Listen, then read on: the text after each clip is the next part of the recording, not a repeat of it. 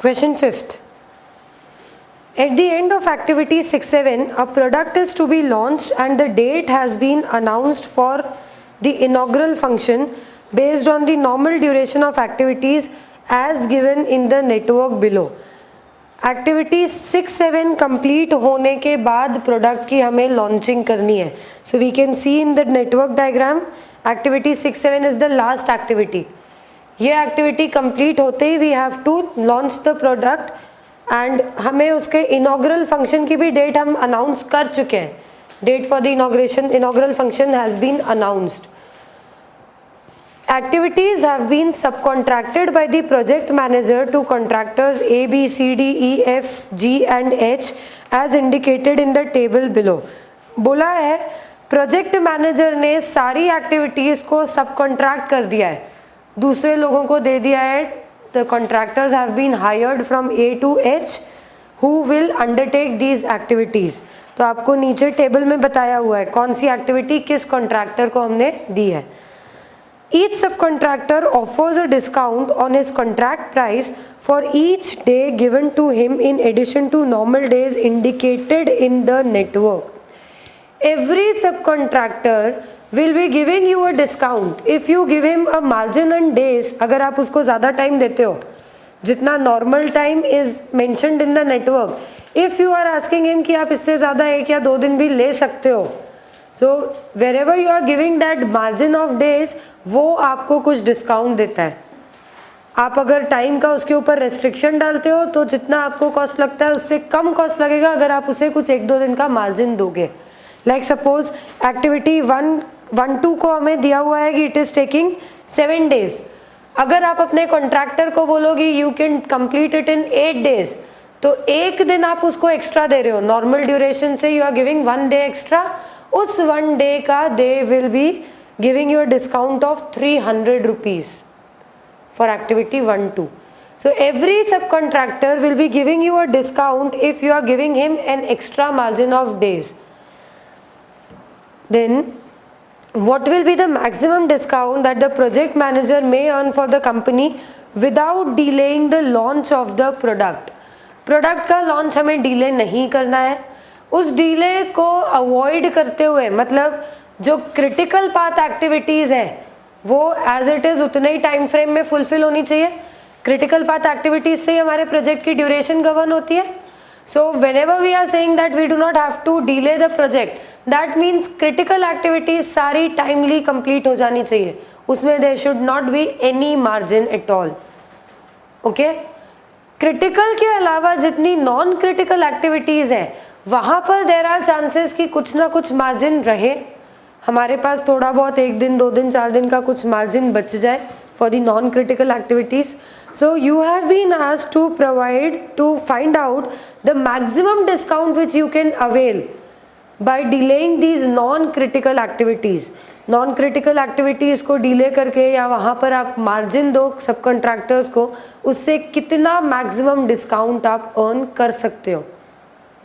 So the first thing which we have to do is to find out the critical activities or the critical path. In the network diagram you can see उन्होंने E और L values हमें find करके ही दिए हुए हैं. All the E and L values have been calculated by them. So E and L values को ही देख के आप critical path identify कर सकते हो. 1, the event 1, उसका E and L value is 0, so it will form part of a critical activity. Critical path पे ये इवेंट आना चाहिए. इसके बाद 2, 3 and 4 में से 4 इज द इवेंट जिसका E and L value is same. Slack is 0, L minus E 0 है फॉर एक्टिविटी फॉर इवेंट 4. तो दैट मीन्स क्रिटिकल पाथ में इवेंट 4 भी आना चाहिए. तो हम बोल सकते हैं activity 1-4 will be a critical activity. So 1-4 is a critical activity. उसके बाद आगे अगर देखें तो देन वी हैव इवेंट 6 जहाँ पर E and L value is same and slack is 0. So this will again form a critical event. मतलब activity 4-6 will be a critical activity and then similarly 6-7 will again be a critical activity. So we can say our critical path is 1, 4, 6 and 7.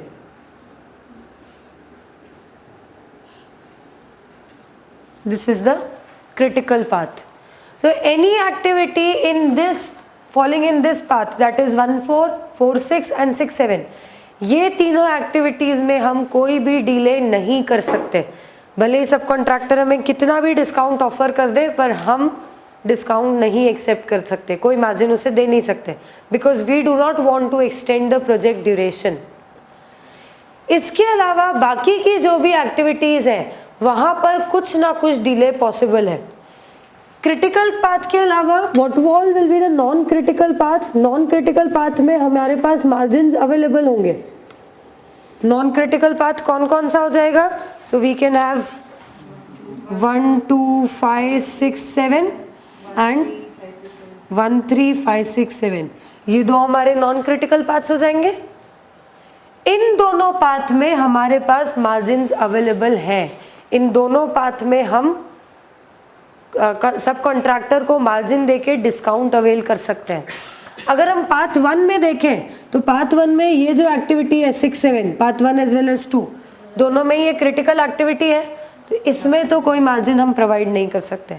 बाकी की जो भी activity है that is 1, 2, 2, 5, 5, 6, इनमें से किसी भी एक्टिविटी में मार्जिन दिया जा सकता है. ओके, इनमें से हम दे सकते हैं मार्जिन. वैसे ही सेकेंड पाथ में 1, 3, 3, 5 एंड 5, 6, इन तीनों में से भी किसी भी एक्टिविटी में आप मार्जिन दे सकते हो. If we select activity 1, 2 over here, हम अगर सिलेक्ट करते हैं जैसे 1, 2 हम देखें तो 1, 2 में we'll have to first find out the floats. For all these activities हमें floats find out करने पड़ेंगे, so that we are able to find कि कितने टाइम का हम डिले कर सकते हैं. जो भी हमारी नॉन क्रिटिकल एक्टिविटीज़ है उनके फ्लोट निकाल के हम फाइंड कर सकते हैं कि उसमें कितना डिले अलाउड है. So the first thing which we will do is to find floats. Total float हमें निकालना पड़ेगा.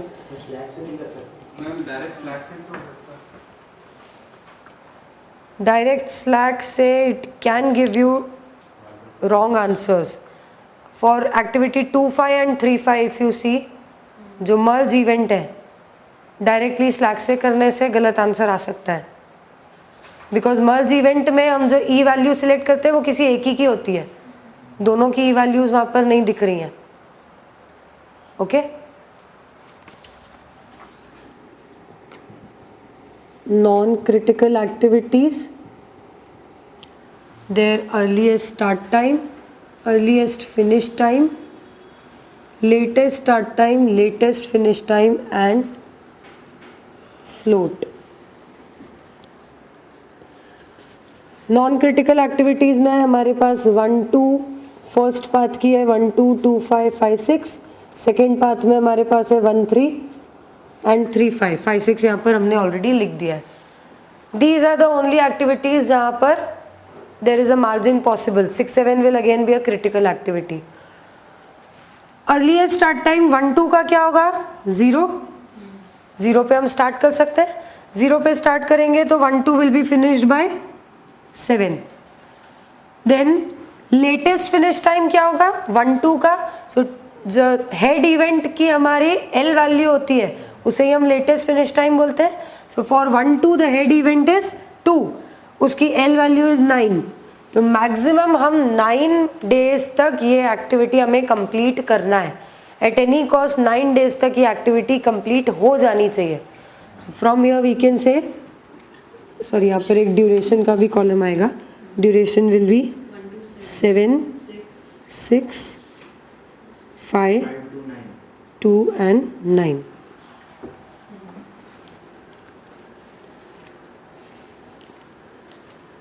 Nine minus 7 will be 2. So from here we can see the slack or the float is latest start time minus earliest start time. 2 minus 0 that is 2. We have a float of 2. तो हम इस activity को 2 days से delay कर सकते हैं. Then for 2-5 activity 2-5, activity 2-5 का earliest start time will be head the tail event 2, उसका e value that is 7. जब तक हम 2 पे नहीं पहुंचेंगे ये एक्टिविटी स्टार्ट नहीं हो सकती, और 2 पे हम पहुंचेंगे जल्दी से जल्दी by 7 days. So 7 will be the earliest start time. finish time will be 13. Then latest finish time will be 5 का L value 15 minus 6 will be 9. So the float over here will also be 2. Then 5 6 का earliest start time will be 13 plus 5 18. Latest finish time will be 20 minus 5 will be 15. So we have again a float of 2 days. Then 1-3 का earliest start time will be 0, duration 2.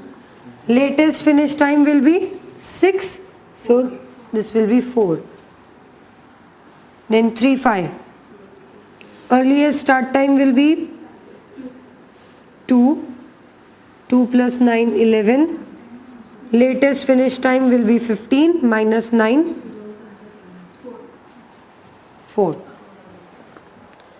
So we can see अलग अलग activity इतने time के लिए delay की जा सकती है. Now if we look upon this path, अगर हम इस पाथ के साथ में देखें, फर्स्ट वाले पाथ में हमारे पास ऑप्शन है हम 1 2 2 5. अगर इस टोटल पाथ का आप ड्यूरेशन बताओ तो दिस ड्यूरेशन इज 26 डेज. इसका सेकेंड वाले का फर्स्ट वाले का 24 है, 26 और सेकेंड का 24. एंड क्रिटिकल का हमें मालूम है 28 days. So we have a margin of 2 days in the first path.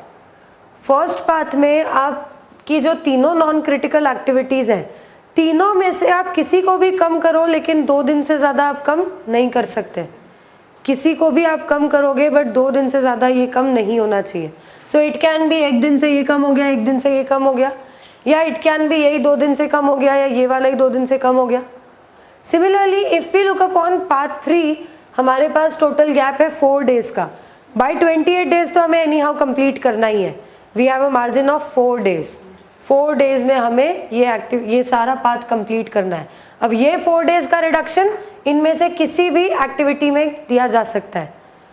1 3 3 5 5 6 किसी को भी आप 4 डेज से रिड्यूस कर सकते हो. Okay, now activity 5 6 is a common activity, दोनों पाथ में कॉमन है. फर्स्ट वाले पाथ में मैक्सिमम हम 2 ही दिन से इसका रिडक्शन कर सकते हैं. एक्टिविटी 5 6 अगर हम देखें तो हमारे पास उसका फ्लोट अवेलेबल 2 डेज ही है. मतलब ज़्यादा से ज़्यादा हम एक्टिविटी 5 6 को 2 दिन से डिले कर सकते हैं. और अगर हमने एक्टिविटी 5 6 को एक बार डिले कर दिया, ये प्रोजेक्ट का ड्यूरेशन भी बढ़ जाएगा, ये प्रोजेक्ट का ड्यूरेशन भी बढ़ जाएगा बाय 2 डेज. ओके, दोनों पार्ट्स का ड्यूरेशन बढ़ जाएगा. उसके बाद हमारे पास में ऑप्शन बचेगा 1 3 या 3 5. इनमें से किसी भी एक को आप और 2 दिन से डिले कर दो. ये समझ में आया? So in that case what will happen, 5 6 पे हमें जो डिस्काउंट मिल रहा है विच इज 600, वो 600 तो हमारा फिक्स हो जाएगा. For 1 day we are getting 600, तो 2 दिन का हमें 1200 मिलेगा, वो 1200 फिक्स हो गया. उसके अलावा हमें 1 3 या 3 5 दोनों में से जिसमें ज़्यादा डिस्काउंट मिलेगा हम वो चूज़ कर लेंगे. 1 3 या 3 5. 1 3 पे डिस्काउंट मिल रहा है 200 और 3 5 पे 400, तो वी कैन चूज 3 5. 2 दिन से हम 3 5 को डिले करेंगे. टोटल डिस्काउंट कितना हो जाएगा? 1200 for 5 6 and 800 for 3 5. Total discount मिलेगा 2000. लेकिन आपने यहाँ पर कॉमन एक्टिविटी को डिले किया है, उससे आपका कॉस्ट डिस्काउंट जो मिला है वो भी एक ही बार मिला है आपको. अगर आप 5 6 को डिले करने की जगह ऐसा करते हैं कि इसकी भी एक एक्टिविटी डिले करो और इसकी भी एक एक्टिविटी, 2 को साइमल्टेनियसली आपको डिले करते तो आपको 2 सब कॉन्ट्रैक्टर्स से डिस्काउंट मिलता, which could have been more than 600. हमें इन सारी एक्टिविटीज़ को मिला के इस तरह से डिले करना है कि हमारा डिस्काउंट मैक्सिमाइज हो जाए. अगर हम इसमें से 5 6 को चूज कर लेते हैं, 5 6 जो कॉमन एक्टिविटी है उसमें हम मार्जिन दे देंगे सब कॉन्ट्रैक्टर को, तो हमें डिस्काउंट एक ही सब कॉन्ट्रैक्टर दे रहा है. दोनों प्रोजेक्ट का ड्यूरेशन बढ़ गया लेकिन डिस्काउंट एक ही जगह से हमें मिल रहा है. अगर उसकी जगह हम 5 6 की जगह ऐसा सोचें कि 1 2 और 1 3 इन दोनों को हम डिले करें, 2 दिन से 5 6 डिले करने की जगह हम 1 2 को भी 2 दिन से डिले करें, 1 3 को भी 2 दिन से डिले करें, या फिर 1 2 और 3 5 या 2 5 1 3 या 2 5 और 3 5, इनमें से किसी भी कॉम्बिनेशन को हम 2 दिन से डिले करें, हो सकता है हमें 2 सब कॉन्ट्रैक्टर जो डिस्काउंट दे रहे हैं उसका total will be more than 600। Common activity में हमें एक ही बार डिस्काउंट मिल रहा है, अगर अलग अलग 2 एक्टिविटीज उठाएंगे 2 सब कॉन्ट्रैक्टर्स से हमें डिस्काउंट मिलेगा।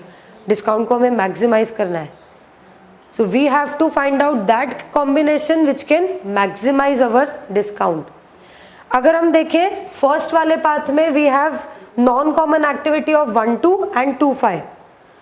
1 2 पे डिस्काउंट मिल रहा है 300 और 2 5 पे डिस्काउंट मिल रहा है 500। ओके, कॉमन एक्टिविटी 5 6 पे तो सिर्फ 600 का ही डिस्काउंट मिल रहा है। अगर हम 2 5 को सिलेक्ट करते हैं which is giving the highest discount in the non common activities, 1 2 पे डिस्काउंट है सिर्फ 300, 2 5 पे डिस्काउंट है 500।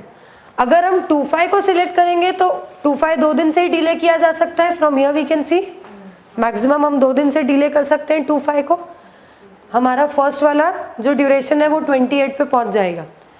सेकेंड वाला जो पाथ है इसमें अभी भी 4 डेज का हमारे पास गैप रहेगा। अब ये 4 डेज का डिले करने के लिए हम इन 3 एक्टिविटीज ये 2 जो एक्टिविटीज है 1 3 एंड 3 5 नॉन कॉमन है, इनमें से किसी को भी हम डिले कर सकते हैं by 4 days. A combination of 2 5 2 5 के साथ में चाहे आप 1 3 का कॉम्बिनेशन लो या फिर आप 3 5 का combination low, both of these will give you a saving of more than 600, क्योंकि 2 5 अपने आप में ही 500 का सेविंग दे रहा है, 1 3 का सेविंग इज 200 एंड 3 5 का saving is 400। So if you will go with this combination 2 5 and 3 5 के कॉम्बिनेशन पे अगर आप जाते हो, आपको 2 5 से सेविंग हो रही है 500 रुपीज एक दिन की, तो 2 दिन की हो जाएगी 1000। 3 5 से आपको सेविंग हो रही है 400 एक दिन का, और आप 4 डेज से इसको डिले कर सकते हो, सेविंग हो जाएगी 1600। Now you are able to save 2600 in total. जो पहले अगर आप कॉमन एक्टिविटी ले लेते तो कॉमन एक्टिविटी से आपकी सेविंग एक दिन की 600 ही होती। आप अलग अलग एक्टिविटी ले रहे हो तो जो 2 दिन डिले हो रहा है इन द फर्स्ट पार्ट, उसमें 500 प्लस 400 900 की आप सेविंग कर पा रहे हो। ये समझ में आया? ये सबको क्लियर है? ओके, यहां तक आप लिख लो, उसके बाद I will dictate.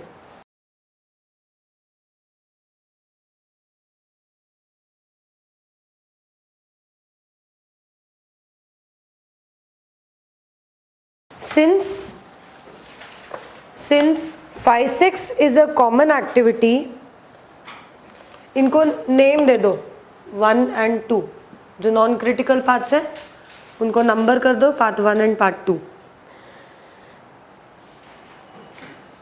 So that हम अपने एक्सप्लेनेशन में इनको इजीली रेफर कर पाए। Then right, since 5 6 is a common activity,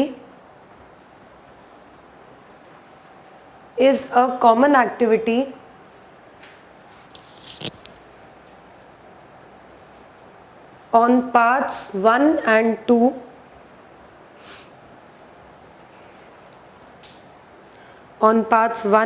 2 offering more time to a single contractor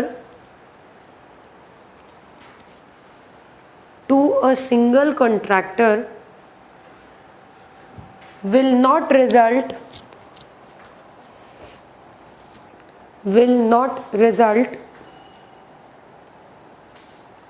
in a higher discount.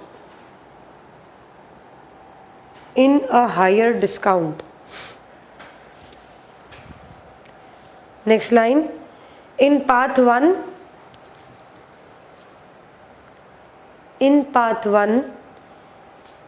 either activity 1 2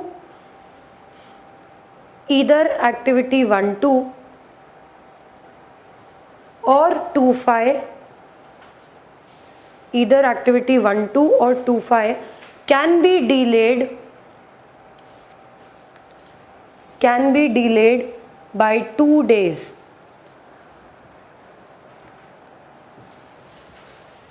By 2 days. Out of them, activity 2.5 is offering a higher discount. A higher discount of 500 per day. A higher discount of 500 per day. Thus, this activity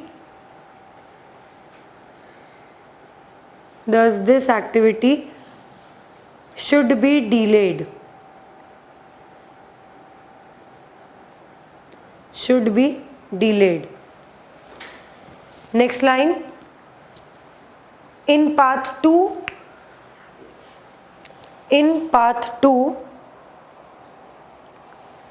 activities 1.3 or 3.5,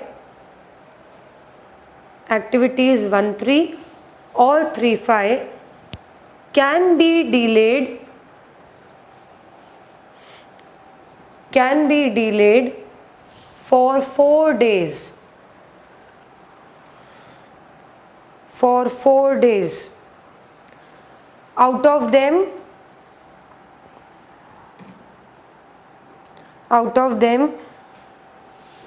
contractor E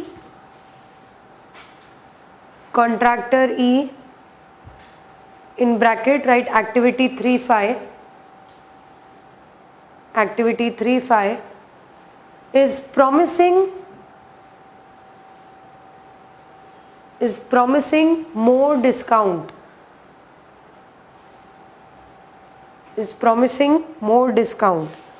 Thus, this activity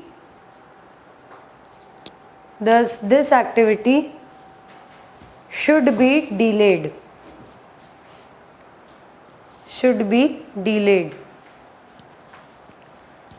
Then finally, just write the calculation of maximum discount.